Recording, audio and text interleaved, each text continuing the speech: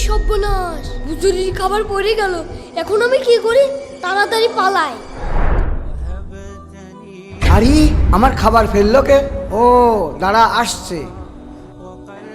এই আমার খাবার ফেললো কে? হুজুর, আমরা তো জানি না। এই সত্যি কথা বল, আমার খাবার ফেললো কে? হুজুর সত্যি কথা বলছি, আমরা জানি না।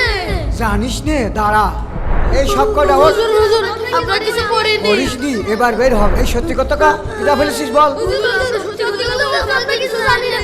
বলবি না তাহলে? বলবি না? এটাই শেষ সুযোগ। এবার যদি না বলছিস তিনজনকে ধরেই মারবো। হুজুর, হুজুর, দান দান। হুজুর, খাবারটা আমার কাছ থেকে পড়ে গিয়েছিল। কি?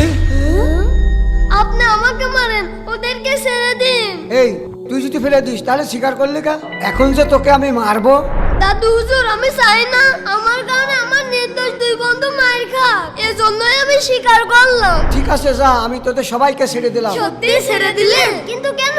তোমাদের ছেড়ে দিলাম কারণ তুমি বিপদের মধ্যেও সত্যি কথা বলেছো, আর আমাদের ইসলাম আমাদের এটাই শিক্ষা দেয়। আলহামদুলিল্লাহ। বন্ধুরা, এই ভিডিওটিতে 10,000 লাইক চাই, তাড়াতাড়ি লাইক করুন।